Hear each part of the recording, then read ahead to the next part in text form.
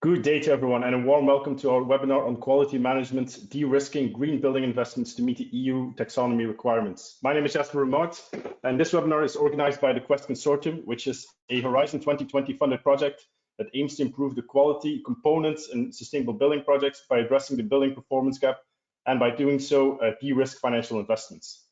This webinar has been made possible with the strong support of the Build Up staff. Build Up is a European portal for energy efficiency in buildings. It's a collaborative multiplier platform that is continuously updated with the latest news on energy efficiency measures and innovations.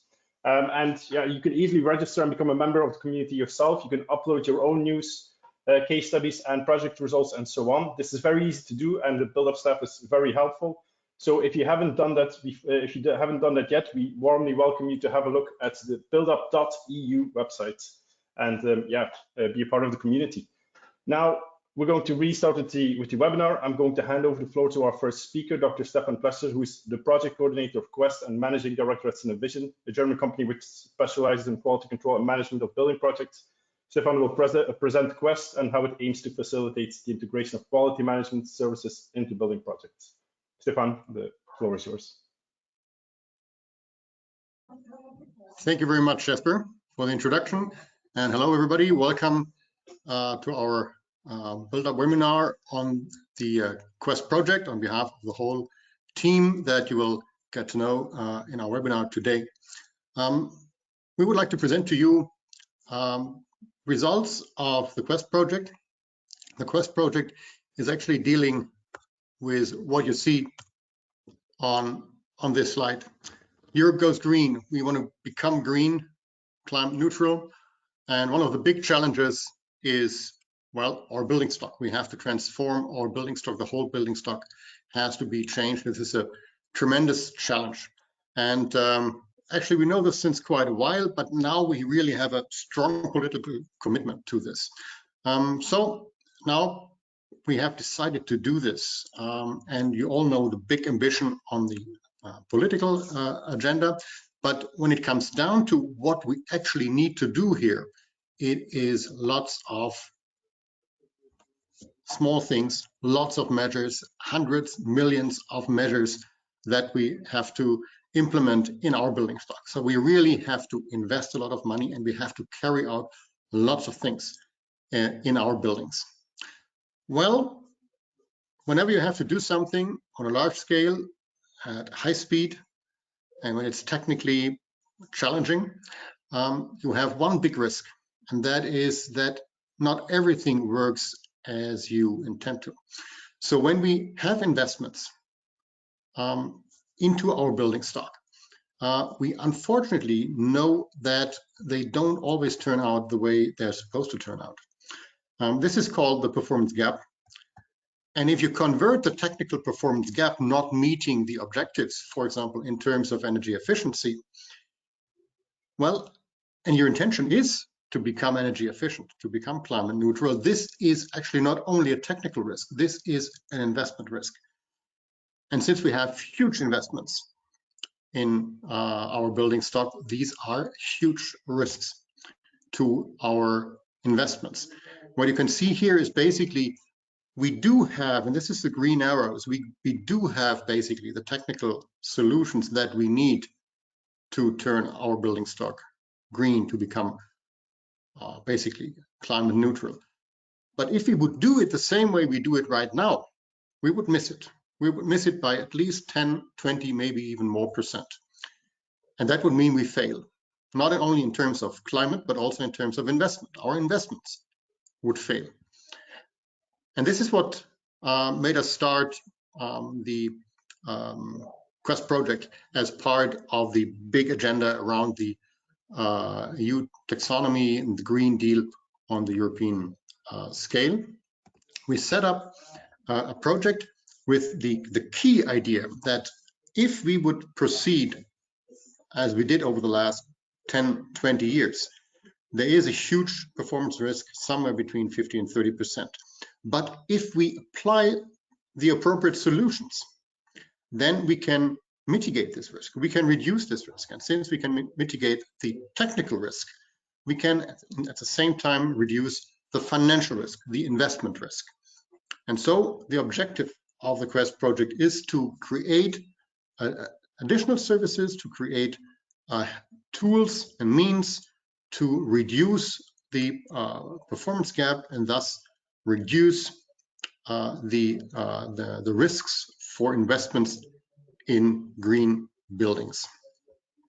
So what are those solutions? Well, they're there. That's the good news. Those solutions are there. And they are basically what all other industries have been done when they try to improve things.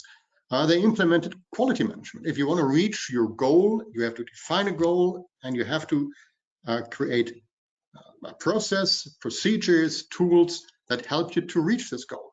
So far, we have a tremendous performance gap, unacceptably big, but we have tools to mitigate those. And those services are what we call quality management services, QMS. Quality management services are the most important quality management services that we have in the building industry so far that are well defined and partially even certified services are three different types. One is the technical monitoring.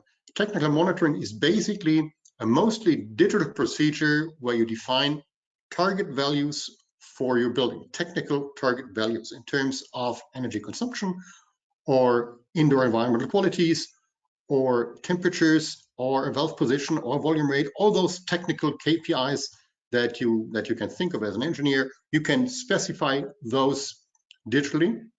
And since all new systems today provide lots of data, you can take that data and compare what were the specifications and what we actually have in our buildings. This is a very, very strong, very powerful mechanism to ensure that your buildings work as intended. Also very good, it scales up. It's mostly digital. The second service that we have is commissioning management. This is an in-depth service by experts that help you to ensure that your building works as intended. Here, experts actually have a third-party view into your building design. They go on site, they carry out certain testing procedures so that you are actually sure that everything has been checked on site and controlled, so that you are sure that everything has been carried out the way it's supposed to be carried out. Those two services cover mostly technical aspects like heating, ventilation, cooling, the building facade, indoor environmental qualities, etc. Beyond those two services, we have a third kind of service that you may know. Those are DGNB, LEED, BREEAM, ASHRAE, all those different green building certification that we have in Europe and around the world now. Those have an even wider scope. They not only look at technical systems, but they also look at material, at social aspects, economic aspects, etc. And they all have their certification schemes. They're all third party.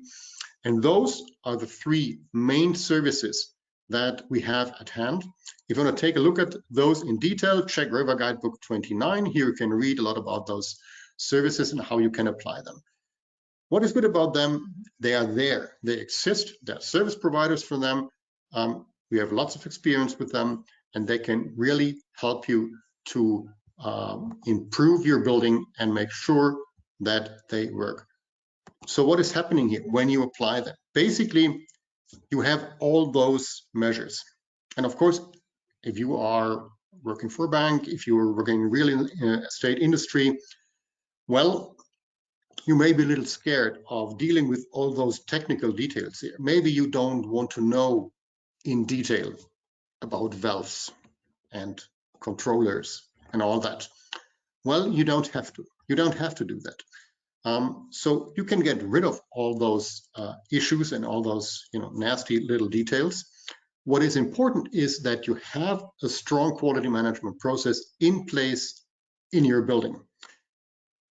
And once you have this kind of reliable service, a certified service, third-party certified service, you can be sure that all those technical details have been taken care of, and that basically all those nitty-gritty details here are encapsulated within the quality management service and certified by a third party. That is important because this gives you the confidence that your building works as intended. And you get this certified. And that is really important because when you want to, for example, sell a building, when you buy a building, when you check the market for different investments, you want to be sure that the building, the asset that you are buying actually complies with certain standards of quality management. You don't want to buy a performance gap building. You want to buy a building that works as intended, that lives up to the requirements of the EU taxonomy. And those certificates that I mentioned for technical monitoring, for commissioning management, for green building certification, they give you the confidence that buildings work as intended. So what did Quest do here? Well, we looked at this and we found that there are barriers in applying those tools, applying those services. And we created two tools that are really important to support the application of quality management services. The first tool that we created was we created a very simple tool to, well, create a budget for this kind of service, because we found that quality management is something that you tend to think of too late. When you feel the pain, when you see the problems coming, then it's often too late and you have to, work it up. But when you start in a very early stage, you can actually you don't have to fix problems. You can avoid problems. You can take care of risk. You can mitigate risks. So we said, well, we need a tool that helps investors or developers to identify the value add of quality management services and their cost in a very early stage of a project, where you may not know the architecture, you may not know the technological systems in detail. You may just know, okay, it's 15,000 square meters, high-level hotel. So what is the value add of a quality management services, and what is the cost of those services? This is a little tool that my colleague Ryan is going to present later on.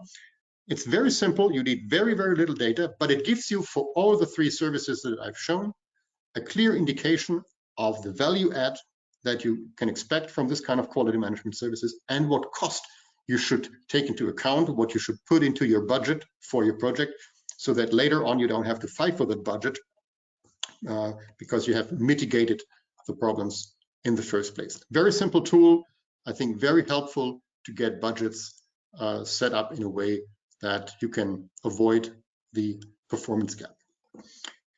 The second tool that we created is a standard documentation for all those different measures that will be implemented. What we are expecting in the next years is a very, potentially very steep learning curve. We are going to invest a lot of money in a lot of different measures.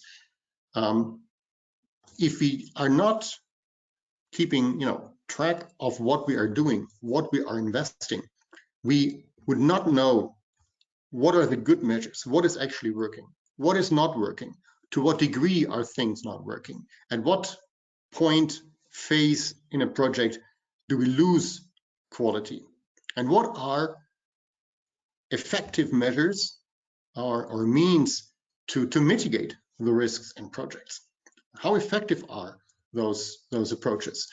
And that is why we created a standard to create a unified documentation of the measures implemented. So we created a concept where within the project you can ask for a prognosis for what you expect from an individual measure, the cost, the savings, whatever. With the same data set, you can check later on, what did we expect?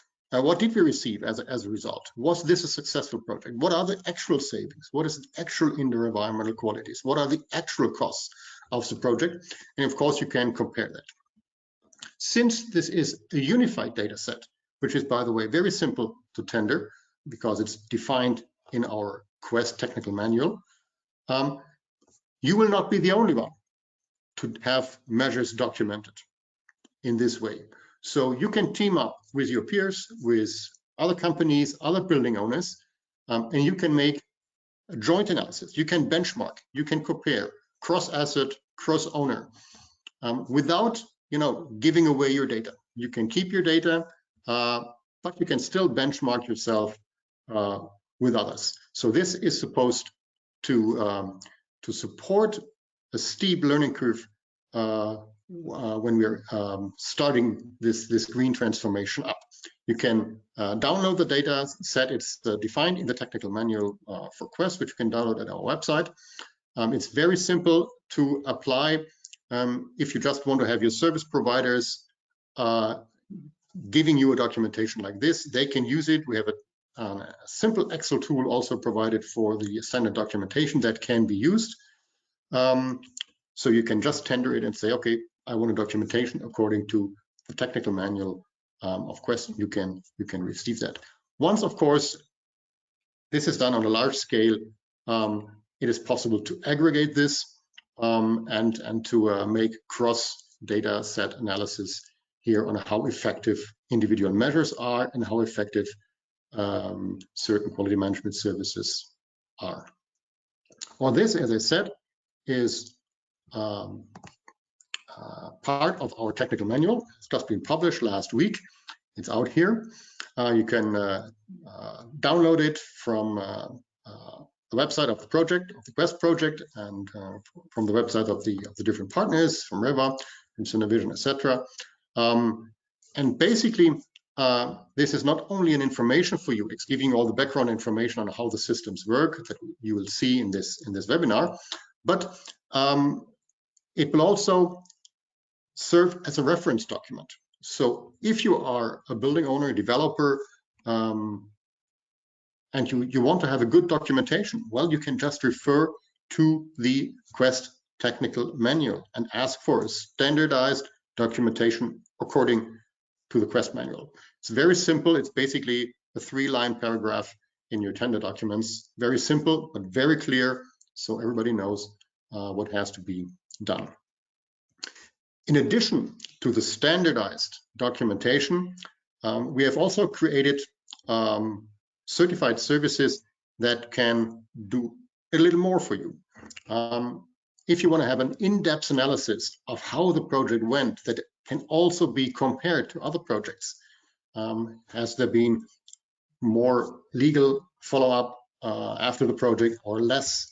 Has quality management been able to reduce delays in the project or to identify issues in early stages, avoiding them to show up in later phases under heavy pressure in the project?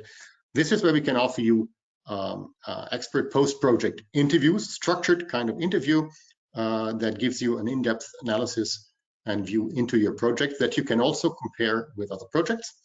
And you can also add certified technical monitoring or certified commissioning or green building certification to it. If you're interested in this, you can also ask the Quest partners that offer these kind of services to support your project. If you are interested in the issue of quality management and how it can help you to de-risk projects, feel free to contact us. Go on our website, on the Quest website. You can subscribe to our newsletter. You will get all the information. As you can see here, we're already teaming up with different partners from the real estate industry. Whether you are a builder, an owner, a developer, whatever, if you are an engineering company and you want to provide those quality management services or provide those additional services, if you want to make yourself familiar with the documentation standard, you're very welcome to do so. We will have training courses out in the summer. You get all the information on this in our newsletter and at our website, or you can of course also contact the project partners directly. So this is in a nutshell what Quest is about, what we can offer to you. You will get lots of details from my colleagues in this webinar on the different aspects here. And I would now like to hand over to Well, to our crown witness for demand, for the demand side, I would like to hand over to Sarah Godard. She's the Secretary General of Amice and representing the owner. Sarah, the floor is yours. Thank you, Stefan. I'm not too sure whether I'm comfortable about being a crown witness or not, but it's an excellent opportunity to connect with you. And also, I would say thank you very much for that very comprehensive introduction. There's very little, to a certain extent, that I need to add to that. But welcome everybody to this webinar. I'm delighted that you're attending and hearing where we see that there is an immense need for this tool. I would like to give you a little background as to where the challenge is lying for the investment community. I'll tell you a little bit more on the specifics of that community that I represent specifically here in Brussels to the European authorities a bit later on in the presentation. But I would suggest that first of all, what we need to do is have a look at what the Sustainable Finance Programme is about, and this is what is affecting practically every member of Amice and a lot of the international investment community. You'll see from this slide, this is one that we use within Amice to just keep a note on what is happening as an overview of the program. We have the Sustainable Finance Framework in place, and we're looking at this renewed strategy that was implemented last year and the changes that have taken place. We will get the climate law. We will see that we are required to be climate neutral by 2050. That is a very, very challenging date, quite frankly. And a lot of what Stefan was referring to, for example, the fact that this goes into such micro levels as well as the macro levels, are where we are seeing this direct challenge. If you look at the current developments, these are the active developments at the moment. So the Taxonomy Climate Delegated Act, the one that's inspired the Quest project, has been applied since January, and we saw that there was some strong communications and strong argumentation around, for example, bringing in natural gas and nuclear energy into this. What is deemed to be truly sustainable and what isn't? We're seeing entries into force of the Article 8, and for my members in particular, these KPIs that are required around sustainability. This has entered so much more into the application and the true application zone rather than the idealization of what is good sustainable practice. We are far beyond that. The Financial Disclosures Regulation, which is coming into date at the beginning of next year, is another significant challenge. So we're looking at taxonomy-related disclosures as well as the sustainability-related disclosures. This is currently being implemented within the Amice membership and others obviously within the investment community. We also have sustainability now into the sales process.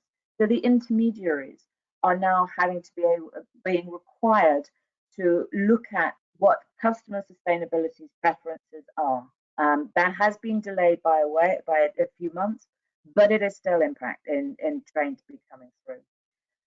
A big challenge here is our Corporate Sustainability Reporting Directive. The position was agreed just a few weeks ago, and we're expecting the vote to happen in the European Parliament within the next month or so. The scope, this is one of the problems that we saw coming through from taxonomy. It's being extended to all large companies. These are the ones as defined in the accounting directive. So what we may think is a large company actually has, just by our natural way of approaching these things, actually has a legal definition. And that definition means that a number of the investment companies, because of the nature of the companies that are involved in investments, because of the nature of the size of their business, are now going to be part of this reporting directive. This means that they will be encompassing and need to go into the micro detail, the granular, and understand that as much as being involved in the macro. And then they have the legal requirements on this as well. And the green bond standard another one where we expect to see a position reached by the Econ Committee by April. So these are indicators of just how much work is being done at the moment in the Sustainable Finance Programme. A few more which are our active dossier. So the Corporate Governance Initiative, this is coming into our ESG, this has been adopted.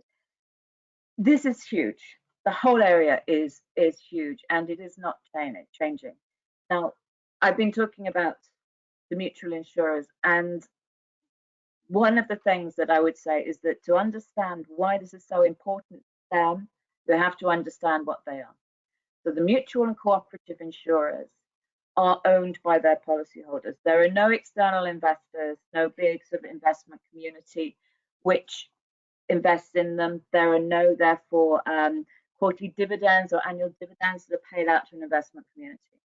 They are owned by their policyholders, and what they want is to ensure that those policyholders have a long-term stability. Any profits that are made by these insurers go to the policyholders or go for the benefit of the policyholders.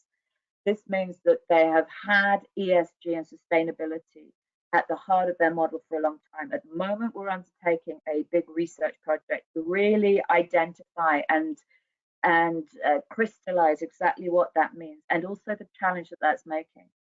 People tend to think that the mutual and cooperative insurance community is small and around the edges. Some of it is, and some of it isn't. Some of these organizations are the biggest insurers in Europe, biggest insurers in their own countries. The overall industry sector is an investment as well as a risk-taking community. Those premiums that go into them are then put into various investments to match the sort of views that they have as to when they'll be paying out paying out claims rather, and provide the stability that they want for their owners, their policyholders. This means that the last assessment was there was about €3 trillion of assets under management within the mutual cooperative community, which is responsible for about 30% or so of all insurance business in Europe. So even though this isn't necessarily a well-known sector, it's actually a very significant sector, and one which has had ESG well within the heart of its activities for many years now. The challenge that they have, though, is with those investments, they're looking at a long-term relationship, but they're looking at stability. Anybody who's involved in the insurance sector will tell you that data is the lifeblood, and always has been, to be fair. That has to be accurate. It has to be reliable. Insurers work on certainty as much as they can. Now, an absolute certainty means you cannot get insurance. An absolutely certain loss, there's no insurance possible. But the accuracy and the certainty of how various products and how various structures work is absolutely necessary. There also has to be a degree of responsiveness within the tools that they're using to be able to adapt to these ever-changing environments, and particularly from the mutual community, but from the insurance community in general. Ethical backgrounds and ethical principles are incredibly important. So we see, therefore, that what we get from the Quest tool responds to all of these challenges. We have been delighted to be working alongside and promoting this to our members as a way of truly understanding where the real value, if you like, of their investments comes from. Property is incredibly important as an investment for the membership. And the reason for this is that it provides a long-term strategy. So to have a tool that can actually enter that and give us the information is absolutely vital to make sure that we have that security over the longer term. Thank you. Thank you very much, Sarah.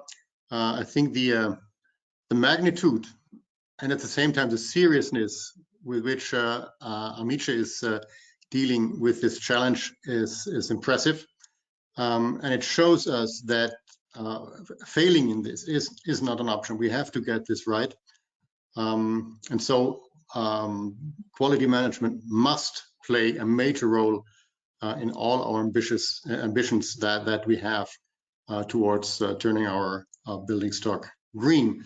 And we will now get some more details on this. And my colleague Ole Thijssen with his colleague Alexander Pettersson, they will explain a little more in detail how quality management services can support the requirements, the green requirements that we have in buildings, and explain a little more about the relation to the EU taxonomy.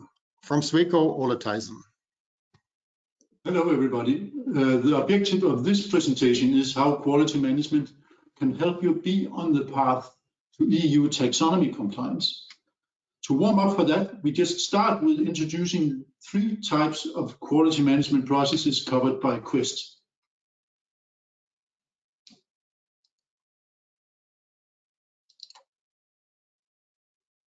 If I can make this.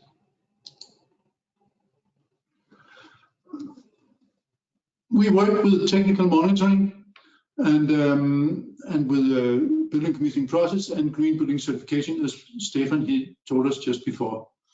And all these 3 quality management services, they begin with establishment of requirements. These requirements, they define quality for the investor or for the owner of the building project.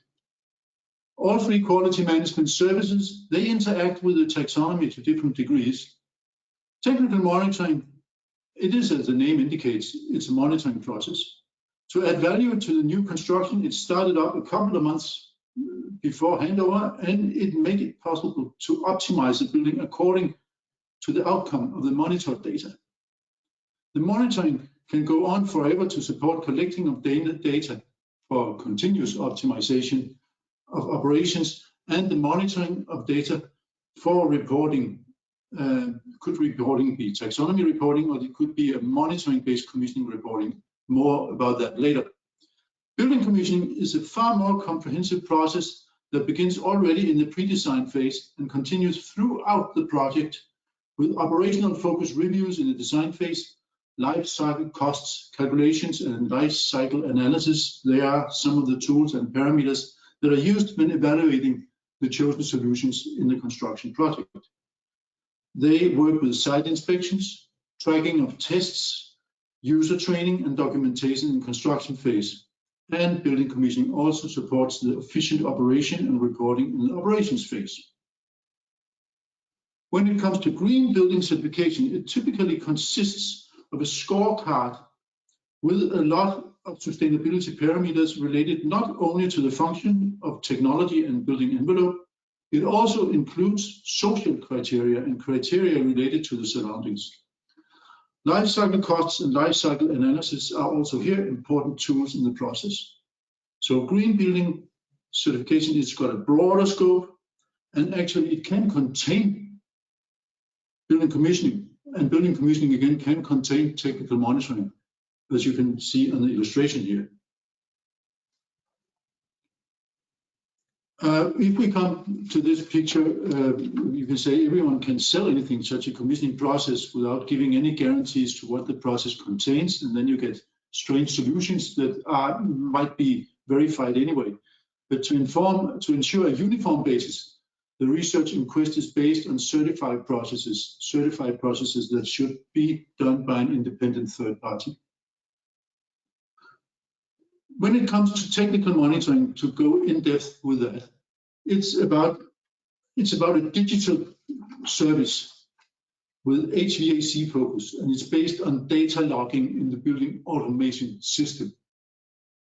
Technical monitoring compares the logged data with desired values, and it's a cost-effective process. You actually don't need to visit the building. Everything is done digital on a remote connection. So it can continue in the operations phase as a taxonomy reporting tool and or a part of an ongoing commissioning process as a monitoring-based commissioning. It should be chosen to manage quality in all kinds of buildings with a BMS. Ideal, if you want to compare or rate portfolios of many buildings, you can compare them, the buildings individually, by setting up technical monitoring in the portfolio, and then you have the data to compare. Unlike the commissioning process and green building certification, technical monitoring only requires a few man-hours, and it can therefore become a powerful tool when the new Green Deal promotes the renovation of 35 million buildings in the EU. Technical monitoring could be the tool that is used to evaluate which of these buildings actually are in the greatest need of renovations.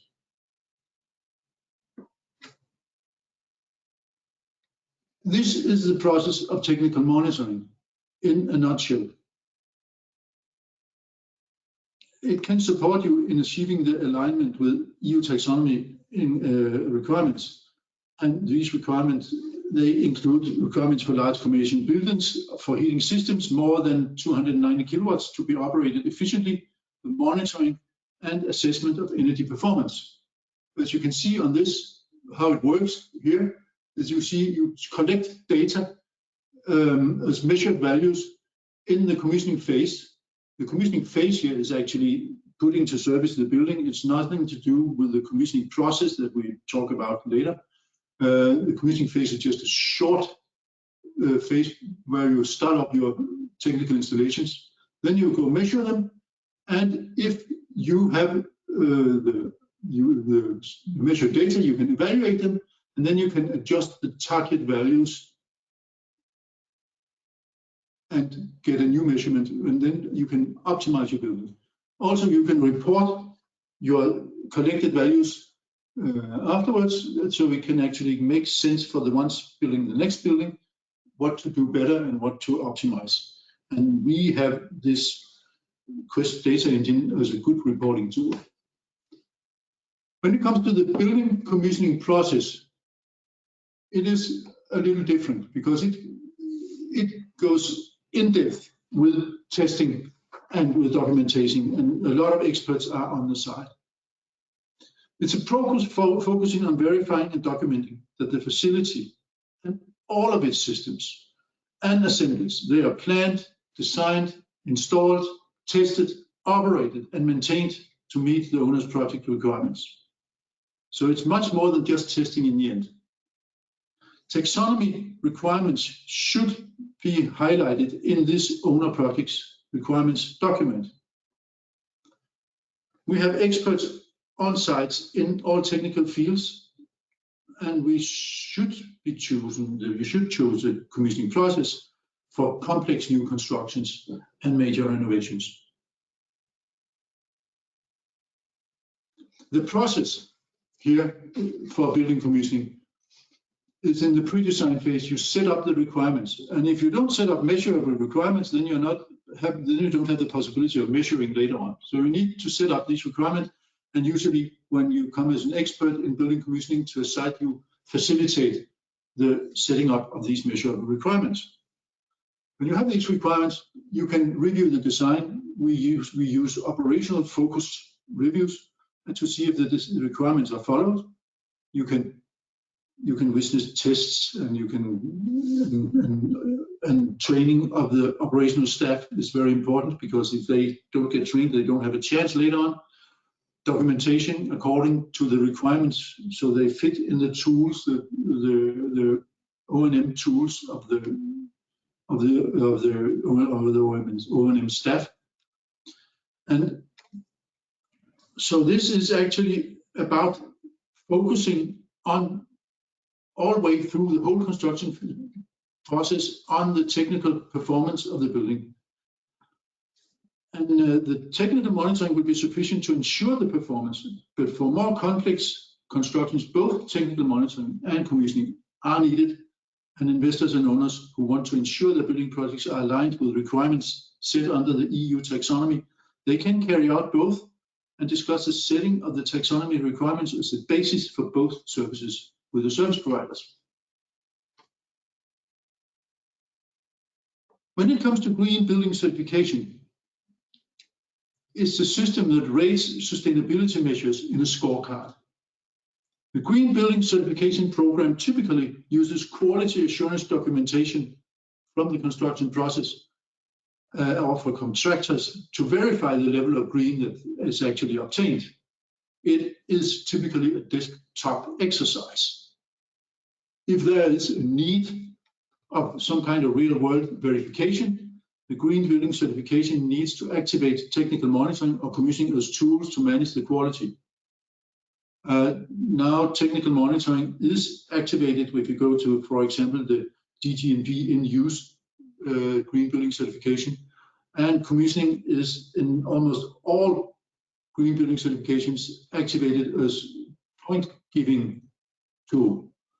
And in the LEED certification program from US Green Building Council, fundamental commissioning is mandatory. However, there's no need for a certified process. You get commissioning processes of many qualities when you only rely on the requirements in the green building certification programs.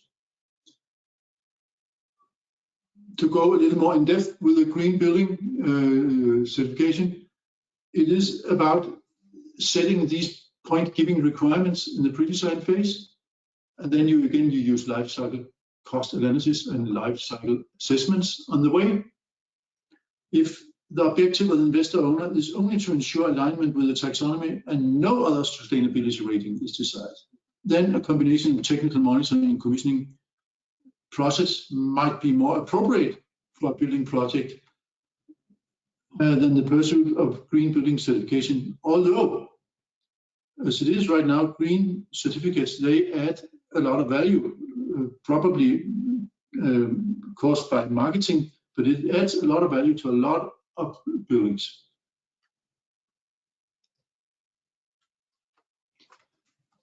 When we talk about the taxonomy requirements, the taxonomy sets performance thresholds, and that's referred to as technical screening criteria for economic activities to support the European Green Deal. And the European Green Deal is a program of actions to transform the European economy in a green direction. The performance thresholds, they can contribute to making a substantive contribution to one of these 6 environmental objectives. The climate change objectives were the first where technical screening criteria were published, and they are relevant objectives for the building sector that is responsible for 40% of the CO2 emissions in the EU.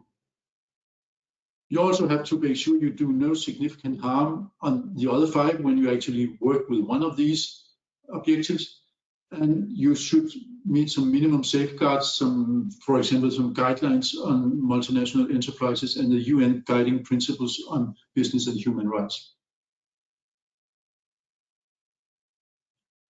So, again, the EU taxonomy. One of the main documents, the most interesting document for you in the building sector is probably Annex 1 in the mitigation. Section 7.7, it's called Acquisition and Ownership of Buildings. And it says that if you have a building of a certain age, it requires you to have a certain energy efficiency.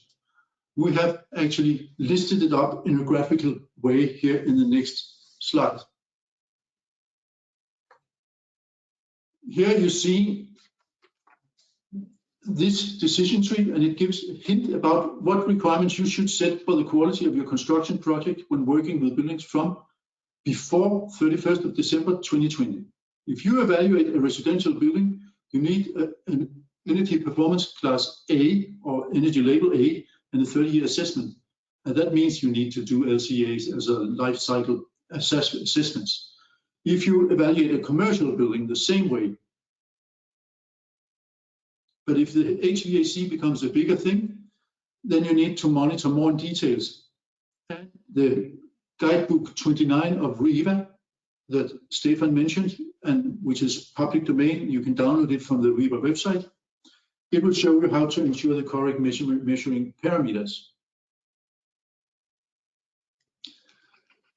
If we go to the set of quality parameters in the construction project when working with buildings from after 21st of December 2020.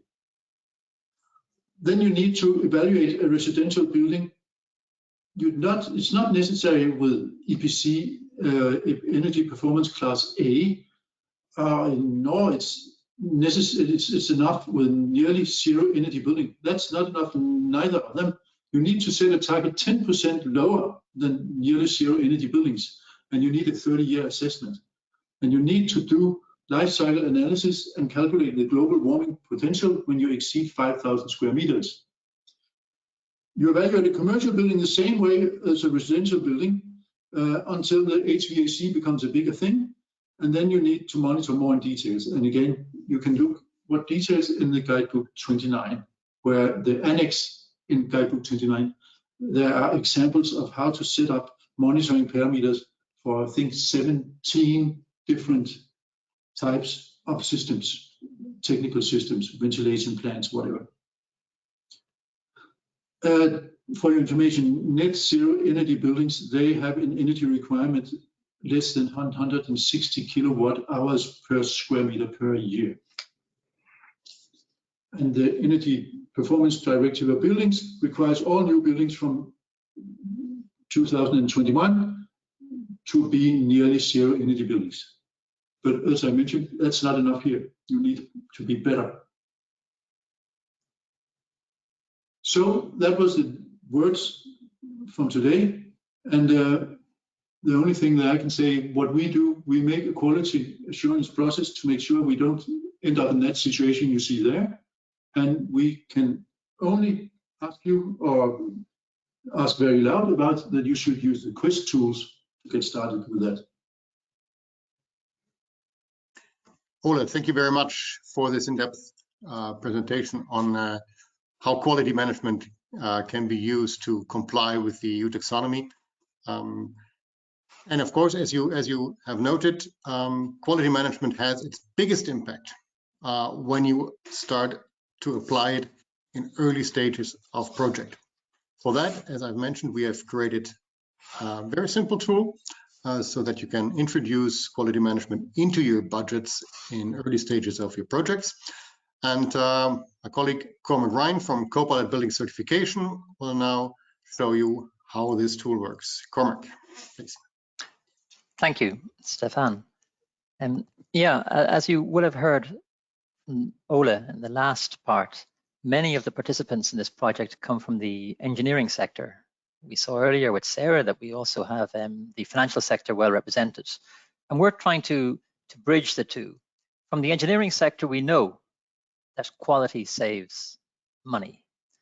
We see the problems when quality is not applied. We have to try and solve them, which is a lot harder to do afterwards. We also know from the financial sector that it's difficult for the financial community to evaluate, to pre-evaluate the value that will come from investing in quality. So it can be quite tempting to just get the work done and not necessarily get the verification, the quality parts attached to that work. That's why we have developed this tool that we're going to look at. And the idea of the tool is, to some extent, is to take into account the requirements that Sarah mentioned, that Amice, the insurance grouping, looks at. We're looking at quality as a vector, and what we want with data is we want reliability, accuracy, and certainty. We cannot get accuracy and certainty with a general tool, but we have done it research and pilot trial based to get a good approximation. So what we have is a tool that is dynamic. You put in 5 very simple inputs, and the tool will estimate a value add per square meter for different quality services, how much money they would typically save on a project from the fact that bad work on projects either leads to extra energy costs or rework or different things that we see that happen in real life. The 5 different things listed here, we will see them as we look at the tool. Oops, excuse me. When we look at the output, it's going to be the value add per certified quality service. And the reason we look at the certification is we can say it's per quality service, but if there isn't an independent third-party audited control of that service, we can't be sure it will be done properly. So that's why for this project, we looked at certified services. And the ones we looked at have already been addressed. Ola mentioned what the technical due diligence or technical monitoring is. It's a data verification, let's say, what the green building is, a more ESG global approach, or what the commissioning is when it's looking at every step, every phase, every action, and making sure that issues are followed through on and controlled throughout the entire building project. But we look at all these and we estimate how they're going to be impacted in this tool. Here's a screenshot, but we'll go into it on live to see how it works. So now we're in it online. We have the 5 different input sections here. The first is the type of building. So we'll ask, is your building a residential building, public building, a health building? The more technical the building, the higher the risk profile and the higher the impact on value variability can be. If you're not too sure where to put it, we have high complexity to low complexity as standard options. Then we say, and this is where we try to bridge the gap for the financial community who find it hard to give a technical assessment of a project, an engineering assessment. So we say, how do you feel, what confidence level do you have in the technical teams looking after the project, whether it's a new build project or a renovation project? And the user can go from low confidence to high confidence. Originally, we asked lots of technical questions, but we found that financial users were not at ease answering them. So that's why we got this very simple approach now. Combining these first two questions gives us a risk profile, basically, of the building and the project. Then we ask 3 data questions that are going to give us some figures that we can play with, and that will vary depending on the risk profile of the building. The first is the project cost, an estimation of that cost. The second is the OPEX cost, the operating cost for operating the building per square meter. The third is your investment time horizon, and we limit that from 5 years to 20 years. That's going to capitalize the annual savings that our algorithms calculate. The 2 things that will change, I haven't yet changed any of these cells, but as we change them, we'll see that the value add calculation will change. And we also give a evaluation, a guideline of the cost of the quality service. And that will really change with the cost of the project, basically. It's just an indication, but when you're looking at value, it's important to be able to know the cost. So if we go from an office building and we see the figures at the moment in the value add section, I'll change it to a residential building, and these figures here change. Now I'll change it to a health hospital or something, and the figures change again. Similarly, if we change between the confidence level of the building, it will impact the figures. And it's the same as we change costs. Let's say our OPEX costs, I'll double the OPEX cost from 20 to 40, and the figures change. So on this tool, we have the simple tool. We also have the link to the technical manual that Stefan presented at the beginning. It's on the tool. We have links to different experts who can help you with projects. And to come back to the screenshot of the tool, the output in general, what you will see is the cost is way less than the value add. Why is quality not more often applied? Well, basically because we think it's very hard for the financial community to do this evaluation, and that's why we've made this tool.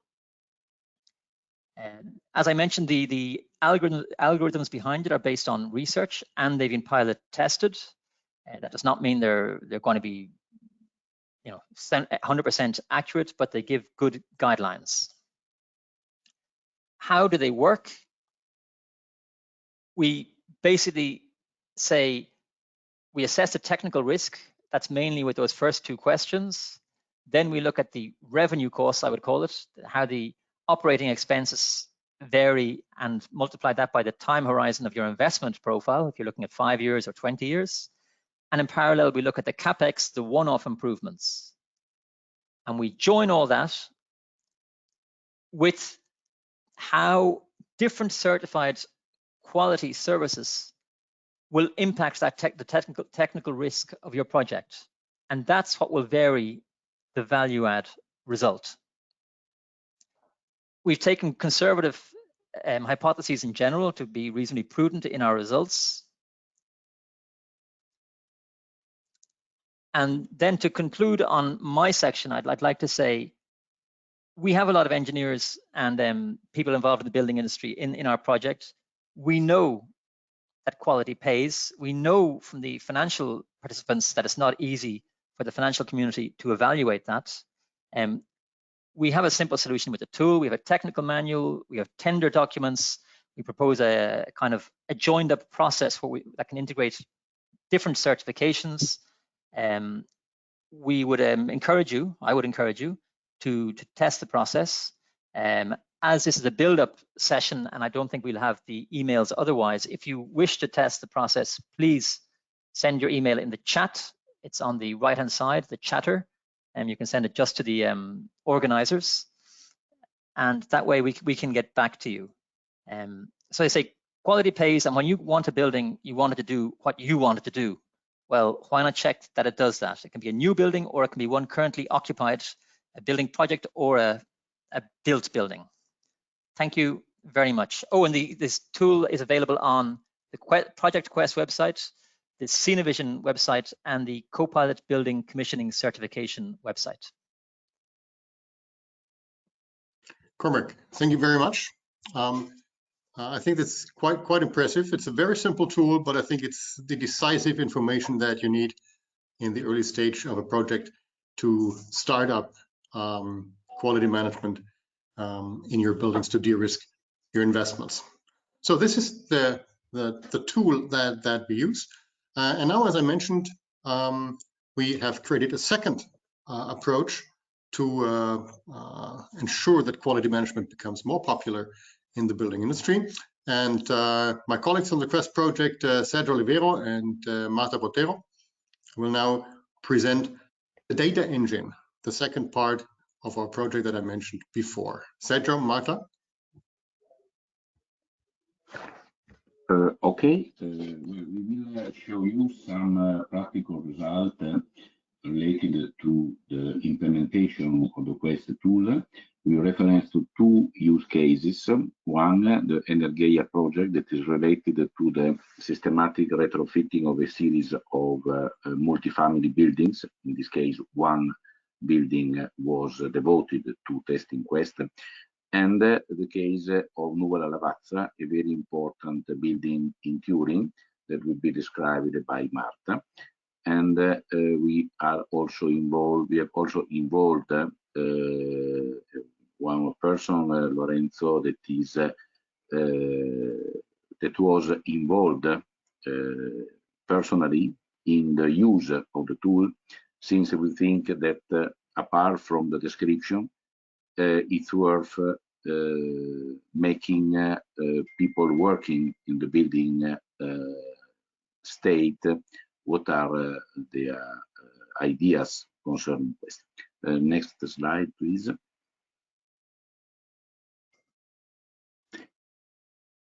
So the building is a multifamily building in the city of Turin in northwestern Italy, that is related to a building that had undergone a major retrofitting process. Next slide. These are some photos, so you can see it is a completely renovated building that was transformed into a smart building using technologies, both in terms of energy, renewable energy generation, and the use of that energy for heating purposes, for example, the heat pumps. Next slide.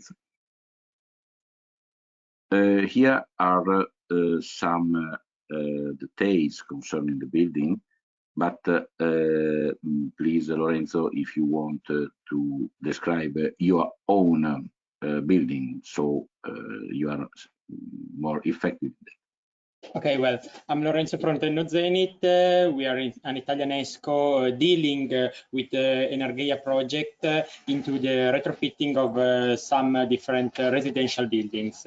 In this case, but also in the other building we retrofitted, we install a BMS system able to manage the new systems we install. So the photovoltaic system, the heat pumps, so the new heating system in order to electrify the thermal loads of the building.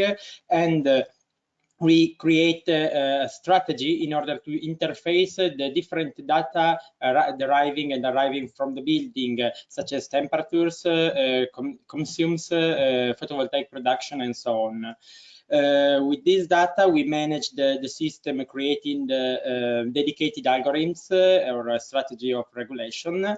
And then we use this data calculation in order to check the system, how the system work, but also to show to the customer, so in this case to the owners of the dwelling of this particular condominium in Turin, how the system work and the data that are arriving from their smart building.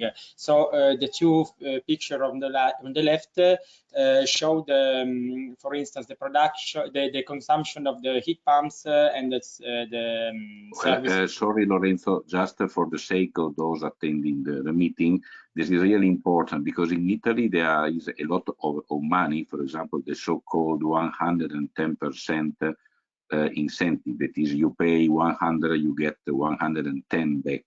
That is boosting the retrofitting system. So the buildings become digital, so data is available through BMS, and that's why Quest tool resulted so effective, because we had data available. Please, Lorenzo, if you can speed up the presentation. Oh, sorry. Okay, so in this with this system, we can deal a lot of data for every building we renovate with this system, and we can avoid faults on machines and devices by the alarms deriving from the BMS. Next slide.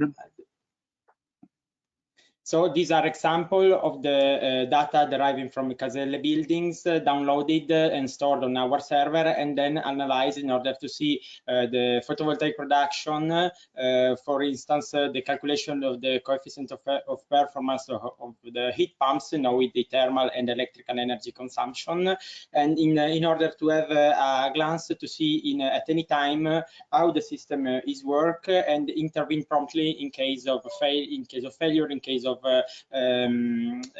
parameters that did not correspond to our expectations. Okay, next slide. Next slide. Applying this BMS system to all the buildings we renovate, we can do comparison between them in order also to see the goodness of our intervention for every building, comparing the renewable energy source fraction deriving from the photovoltaic production of every plant we install, and the thermal energy compared, of course, by looking at the cubic meter the energy for thermal cubic meter the building need after renovation. This is please Sergio. Wait, no, just to set the next slide. Next slide. Okay, so we applied the Quest tool to the Caselle building, and we can see that is a useful, helpful and useful instrument in order to evaluate the goodness of the intervention we carried out. The strong point of this tool is the easy of use by inserting some specific data, a few specific data, we can obtain a result that is consistent and reliable compared to the expectation we had about the buildings. And also we can replicate this tool for every building also in this case, in order to compare and evaluate also in this case the various intervention and retrofit for the various building of Energia project. Just an hint for the tool, we noticed that the various parameters, default parameters inside the tool were a little higher than the default values for Italian residential building. So the average value of euro per square meter were higher. Maybe they are more fitted for commercial building or very big building. In this case, having a condominium, they are we have to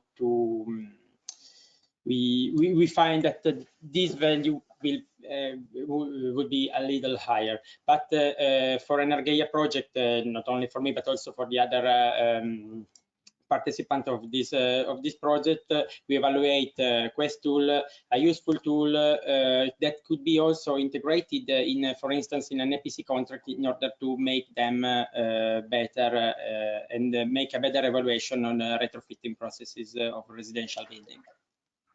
Okay, so Marta, now you have the floor.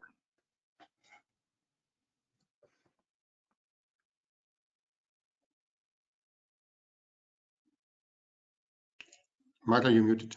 Okay, hello, my name is Marta Botero. I was saying thank you for the opportunity. I was involved in this project, and especially as my colleague presented before, I was in charge with other colleague for the application of the tool on real world case studies. This is the opportunity of presenting you the application that we performed on a new construction building. It's an iconic building in my city, the city of Torino, and it is the headquarters of the Lavazza company, a very famous company all over the world, that decided to build a new highly performing building in Torino, and on which we had the opportunity of experimenting the Quest tool. Now okay, next please. Okay, this is a very quick representation of this huge building. The intervention is spread over almost 30,000 square meters with different destinations. So it was also an opportunity of experimenting the Quest tool in another typology of building. In this case, we have a new construction building, and also with other different destinations. In this case, the 60% of the gross floor area is dedicated to offices. These are the executive offices of the Lavazza company, whereas the building hosts also other different destinations such as retail, cafeteria, bar, but also museum. So it's a mixed building on which we had the opportunity of investigating better the tool. Next, please. Okay, yeah, I have to acknowledge that, as I told you before, it is a new construction building and is certified by LEED because it reaches a number of fundamental sustainability criteria, not only from the point of view of the energy consumption, but also from the point of view of water, health, materials, all over the life cycle of the building as required by the LEED criteria. Next, please. In the building, there is, of course, monitoring, quite sophisticated monitoring system, and we had the opportunity of investigating the data set, especially related to energy consumption, where, according to the data provided by the company, they were able, thanks to the monitoring system, to gain a useful and interesting reduction in electrical consumption comparing to different years of the use of the building. Next, please. Okay, so core of our investigation was the experimentation of the Quest tool, and with the help of a number of facility manager, energy engineering involved in the management of the property, we had the opportunity of experimenting with them the application of the tool. In this slide, you can see the final result according to our tool. As it's possible to see, the major benefits predicted by the Quest tool is related to the system that is called certified building commissioning, where with an initial expenditure of 25 euro per square meters, the overall benefits provided are of about 65. So the second best performing, let's say, system according to our experimentation was the technical monitoring, and finally the lead.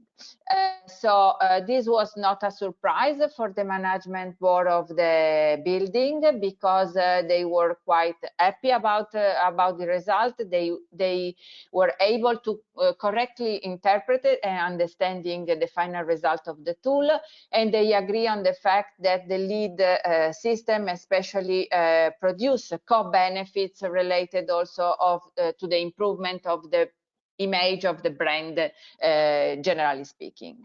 Next, please. So finally, we had the possibility of experimenting the tool with the real stakeholder in two different typology of intervention: the Energeia, which is a residential condominium, where Nuvola Lavazza, which is more an office building. Also, from the point of view of the intervention type, we had the opportunity of experimenting the building both from the point of view of energy retrofit operation and on a new construction. We tested it in relation to different management system, including also LEED certification, and we had the opportunity of confronting directly with real world decision makers that in both sides are belonging to the management group or the energy manager and facility property manager of the building. In both cases, the real stakeholder agree on the fact that the tool is quite simple and immediate, and it's easy to interpret and to understand the final result produced by the tool, and they provided a number of future improvement that we ongoing included in the revised version step by step during our research. So I conclude here my presentation, and I thank you for the attention. Thank you, Marta, Lorenzo, and Sergio. Thank you very much for the example of application of the Quest tools in your projects. I think it's always the critical point that you actually apply those developments with real clients, real customers. And I think that is a very similar situation that our next speaker is facing right now. I'll hand over to Patricio Cartagena. He's going to present another project, also part of Horizon 2020, the eInvest project. Thank you very much, Stefan. This is actually correct. Today, I'm going to present to you a sister project, which is called the eInvest project.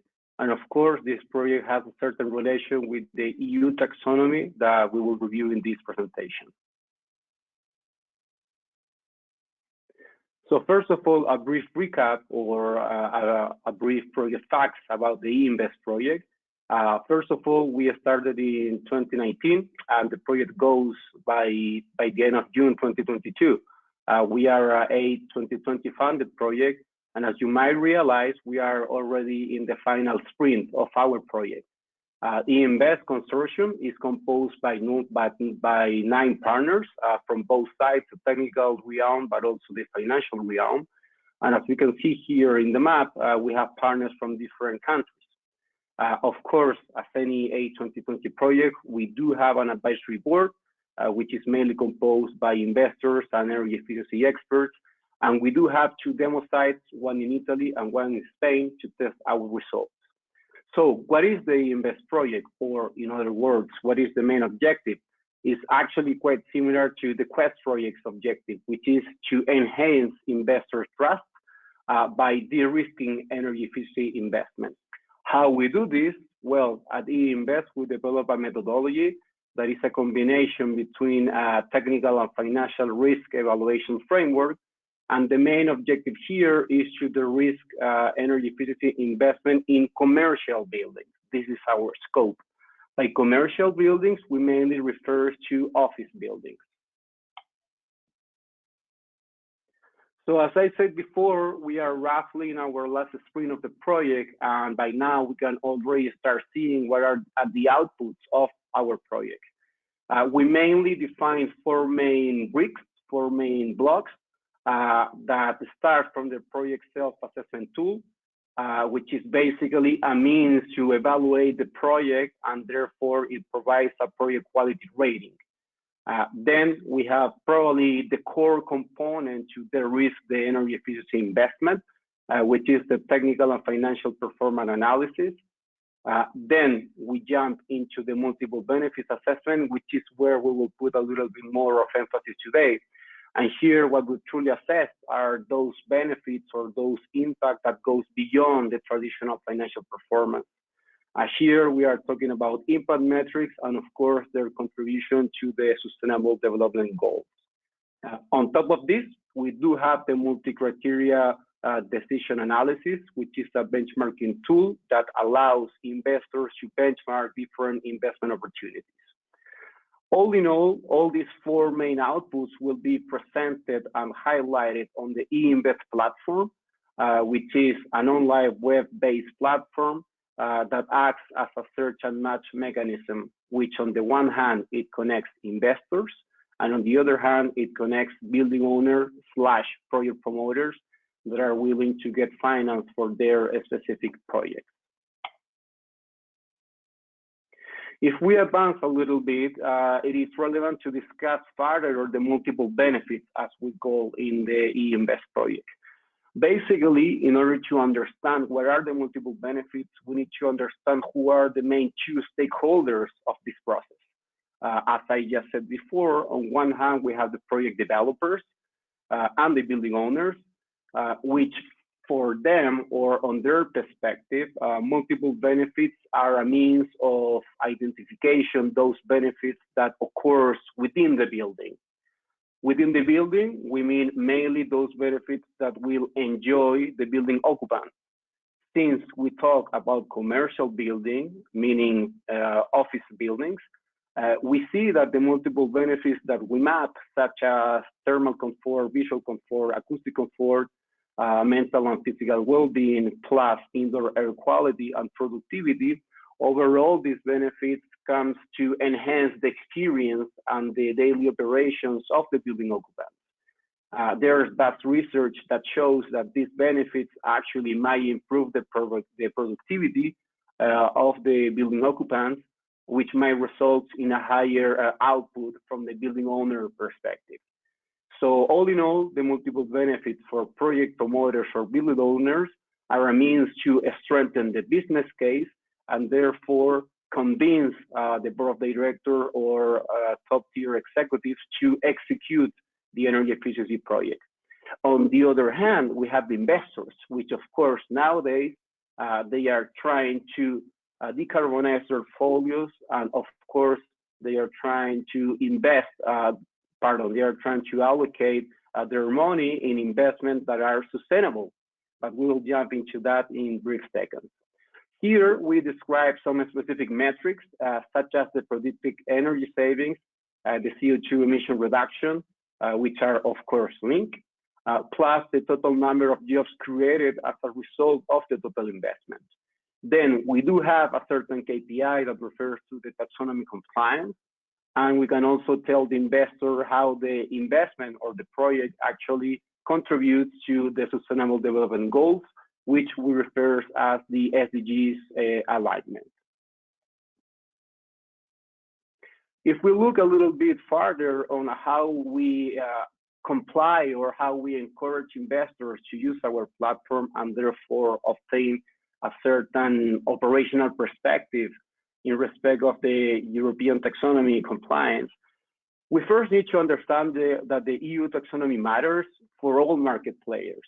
I won't go much into detail because it was already pretty well covered previously on the other presentation. But here we do need to understand that this is something that investors need to comply. And if we look further into how to understand and how to integrate the EU taxonomy into the investment decision-making process, we need to understand the substantial contribution criteria. As it was previously mentioned, the EU taxonomy started with two main objectives, climate change mitigation and climate change adaptation. Here, what we're truly seeing is how we can contribute to the criteria of climate change mitigation. We have two main ways of doing so, and here we leverage on the second one, which is basically that the investment needs to have a reduction on the primary energy demand of at least 30%. Also remark that there has been a lot of discussion whether 30% is sufficient or not. However, this is already stated in the taxonomy. So if we grab this, we can actually tell the investor whether the investment that they are assessing, if the primary energy savings, the predicted primary energy savings are 30% or below, that project has a higher probability of be complying with the European taxonomy. But here I would like to make a brief emphasis. One of the main core of e-invest is to the risk energy efficiency investment. How we do this? We do have a technical and financial risk evaluation framework. And here, what we do is actually to de-risk the predicted energy savings. This means that through our technical model, we are able to secure, let's say, with a higher level of reliability, that the stated energy savings are as such. Or if there's a deviation, we can also report that. And this is what we refer in the Invest project as the energy performance gap. But of course, this is also something that the Quest project addressed quite exhaustively. So all in all, a higher of 30% of predicted or primary energy savings will conclude that that project might be or might have a higher probability of being compliant with the taxonomy. And here the added value is that those estimations were already de-risked through the e-invest methodology. Looking further, if we really want to de-risk an energy efficiency investment, we need to understand that investors on their end, they are looking at different investment opportunities, in this case, to different energy efficiency investment projects. In order to help investors to decide which investment opportunity is better for them, we have developed the multi-criteria decision analysis method, which is basically a benchmarking tool that all investors can use. And here the main distinction is that the investor, they can input the specific weight to his or her preference. This is particularly relevant because we do need to understand that some investors might consider more relevant financial performance over environmental performance, whereas other investors might do the other way around. So here the weighting component is actually quite significant and of course is relevant to investors. If we look into the right part of the slide, we see basically a scorecard with all the KPIs that the e-invest project has to offer. The first technical KPIs, just briefly, first we have the damage KPI, which is the probability of malfunctioning of the installed equipment. And then we have the performance gap. On top of this, we have the financial KPIs, and here an important remark. We do calculate these financial KPIs using the predicted energy savings, but again, these predicted energy savings are de-risked. So hence the financial metrics are of course more accurate. And then we have the multiple benefits KPIs that we already reviewed. And here we do pay a lot of relevance to the taxonomy compliance. Basically, the taxonomy compliance KPI flags whether an investment is compliant or not compliant. And of course, if it's not compliant, it meets immediately a red flag. So investors might not consider this option. Just to showcase a little bit about how the platform is going to look, we need to understand that the outputs of the project will be presented in an online web-based platform where investors, but also project promoters can use. Here is just a mock-up about how the platform looks. Basically, you will be able to scroll through the different investment opportunities. You will be able to filter using a specific attributes, and hence you will have, let's say, a nice overview of the investment opportunities at hand. The same applies with the reporting. Since we are the risk in energy efficiency investments, we do need to tell the investor what is the performance of that specific project, and the platform is also able to do so. Here we have a quick showcase how the benchmarking might look. We need to understand that there will be more than one option, and therefore more options to decide from. Therefore, the benchmarking functionality is, of course, relevant. Just a brief recap. So we have the platform, but we will also be able to provide a report. The report will be downloadable. And here the main, let's say the main component of the report is that we'll showcase all the results of the e-investment methodology. This is, of course, something relevant for investors that might be looking for additional input, or said in other words, they are trying to cope with the technical component of the investment analysis. Therefore, this report might help them to cope with this barrier, and therefore saving investors time so they can focus on benchmarking more and more deep energy retrofit projects. Just a brief remark, if you are more interested in to hear more about the Invest project, we do have an invitation for you. We will have a workshop by the end of April that we will show the platform and some of the outputs of the e-Invest project. This is something that we are very much looking forward to, and we would like to invite you. There are two ways of getting in touch. The first way is basically to shoot us an email. We will reply to you as soon as possible. Otherwise, please let us know your email and your interest in participating in this workshop in the chat, and I will come back to you. Thank you very much. Thank you, Patricio, for being with us here today and as our sister projects. I will quickly take over as we are running out of time, and this is the last presentation. I'll try to make this very brief. So basically, we've heard today about how Quest can help investors and building owners to de-risk green investments going into building projects. One of the key objectives, of course, besides the technical solutions and guidance of the project is to provide guidance to those investors and owners on how those solutions can be applied in an easy to understand manner,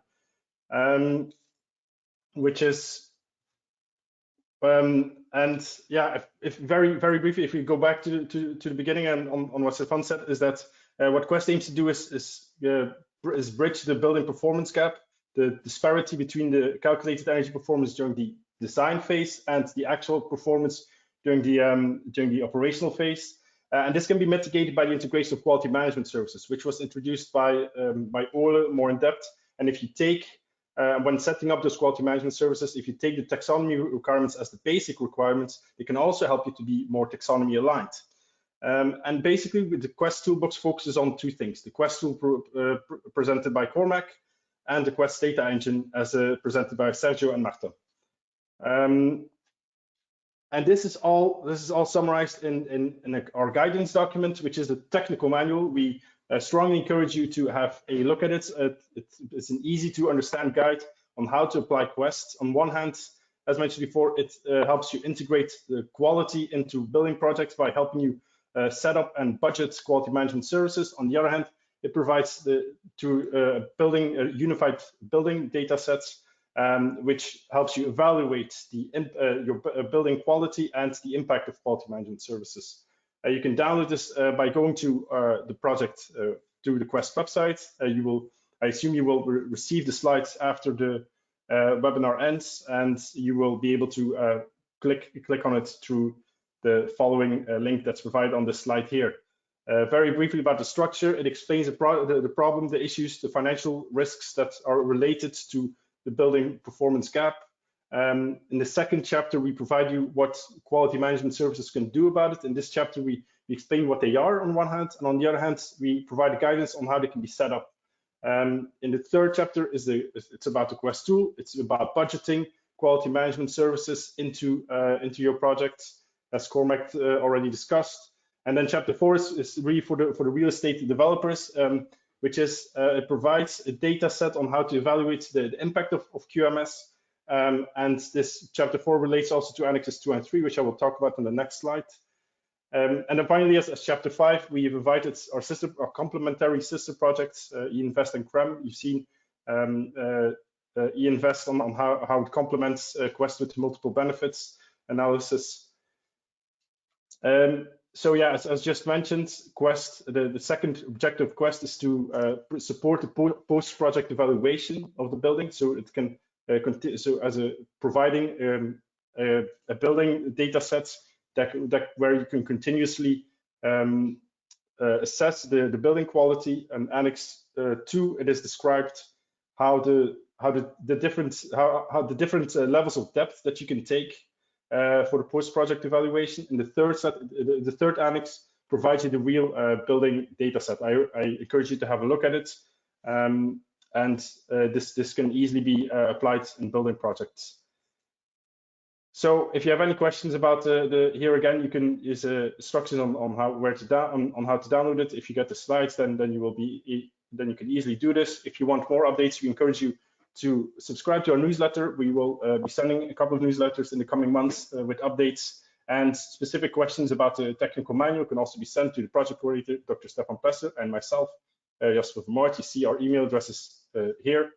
And with this, I thank you all for attending today.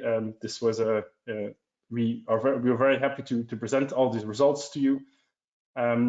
I don't know, Stefan, if we have time for questions still, but I will open. I don't think we have any time for questions right now. Please, if you have questions, just send them to us, to any of our project partners, or go to our website and get the information there. In any case, make quality management a focus of your job. It's going to be very important, very decisive to have a successful green transformation of the European building stock.